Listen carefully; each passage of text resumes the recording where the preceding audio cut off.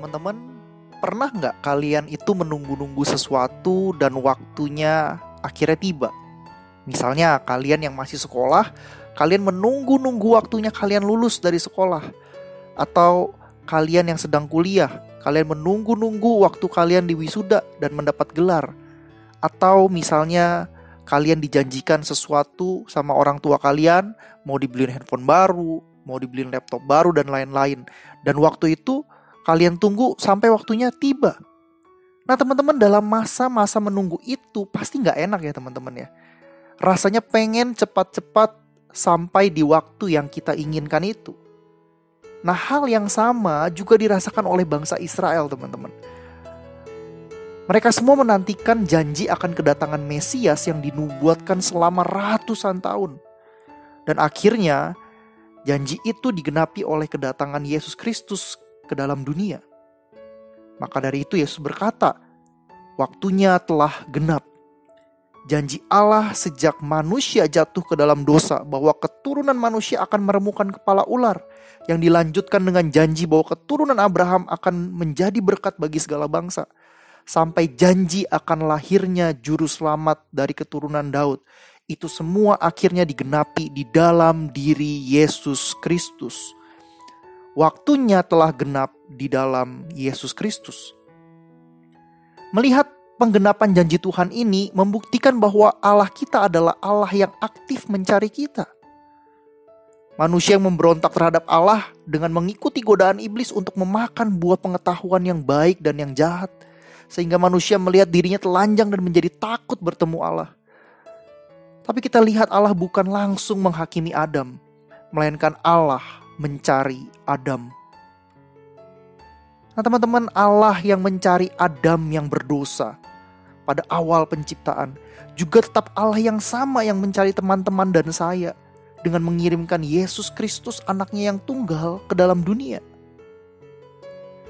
Yesus Kristus datang ke dalam dunia juga untuk menjalankan misinya, yaitu menyatakan kerajaan Allah di tengah dunia. Kita mungkin bertanya ya, Tuhan bilang kerajaan Allah sudah dekat, tapi mana? Kok gak kelihatan?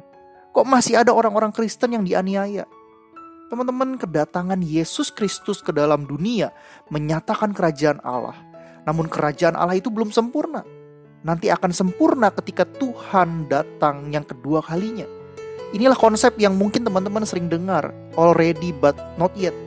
Sudah terjadi tapi belum sempurna. Tapi bagi saya pertanyaan yang penting bukan di mana atau kapan kerajaan Allah itu sempurna teman-teman. Melainkan apa yang perlu kita lakukan di masa-masa penantian kita menunggu kedatangan Yesus yang kedua kalinya. Nah teman-teman, Yesus tidak berhenti dengan perkataan waktunya telah genap, kerajaan Allah sudah dekat. Enggak, Yesus melanjutkan perkataannya, bertobatlah dan percayalah kepada Injil. Kita tahu bahwa Yesus memulai pelayanan yang pertama ini di Galilea, tempat di mana banyak orang non-Yahudi tinggal. Artinya memang banyak orang-orang yang belum percaya kepada Tuhan. Maka dari itu, Yesus memanggil orang-orang yang belum percaya untuk bertobat dan percaya kepadanya. Sang satu-satunya jalan menuju keselamatan. Yesus datang membawa kabar baik, yaitu Injil itu sendiri. Bahwa manusia dapat memperoleh keselamatan semata-mata hanya karena anugerah Tuhan. Manusia hanya perlu percaya kepadanya. Teman-teman, Tuhan Yesus sudah memanggil setiap orang untuk bertobat. Sisanya adalah bagaimana respon kita terhadap panggilan Tuhan. Pertobatan menjadi respon yang penting teman-teman. Tuhan memanggil setiap kita untuk bertobat agar kita bisa memperoleh keselamatan. Kita secara natur berdosa teman-teman. Hidup kita berlawanan dengan jalan Tuhan. Hidup kita selalu memikirkan diri kita sendiri. Hidup kita tidak mau diatur oleh Tuhan. Maka dari itu, pertobatan yang sejati diperlukan agar kita betul-betul kembali ke dalam jalannya Tuhan. Pertobatan yang sejati bukan dilihat dari berapa banyak air mata yang kita keluarkan nangis-nangis waktu ibadah KKR. Pertobatan yang sejati bukan dilihat dari perkataan kita yang hanya di mulut bilang saya mau percaya sama Tuhan, tapi sehabis itu hidup kita gak ada perubahan sama sekali. Bukan itu teman-teman. Pertobatan yang sejati bicara pertobatan secara total, secara holistik. Artinya keseluruhan hidup kita yang tadinya berlawanan sama jalan Tuhan, sekarang kita mau hidup di jalannya Tuhan. Kita yang dulunya hidup hanya memikirkan diri kita sendiri, sekarang kita mau hidup dengan tujuan Allah di dalam hidup kita. Kita yang dulunya gak mau diatur oleh Tuhan, sekarang kita mau tunduk dan taat sama Tuhan. Teman-teman, bagi sebagian kita yang mungkin masih hidup main-main, berpikir bahwa hidup masih panjang, nanti-nanti ajalah bertobat dan percaya sama Tuhan. Saya mau ingatkan teman-teman, bahwa hidup kita gak ada yang tahu. Bisa aja besok kita dipanggil oleh Tuhan sebelum kita sempat bertobat. Kita lihat ya, banyak orang yang gak menyangka di tahun 2020 kemarin ada corona.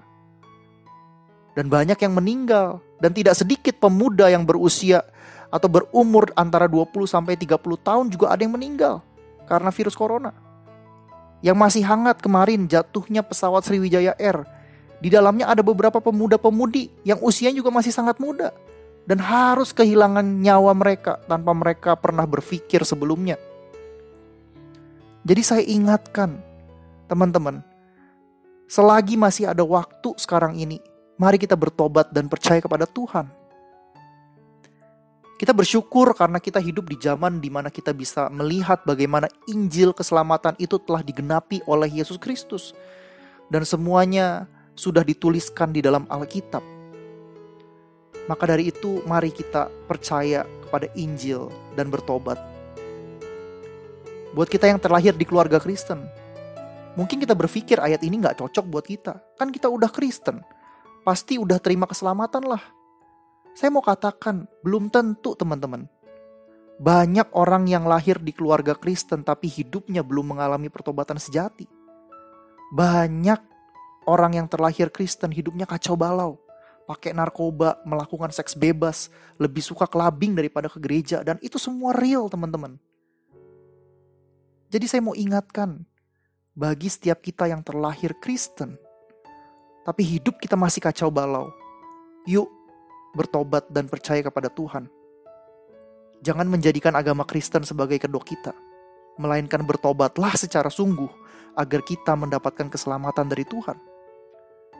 Allah terus mencari engkau dan saya, orang-orang yang berdosa. Allah rindu membawa engkau dan saya kembali ke dalam pelukannya.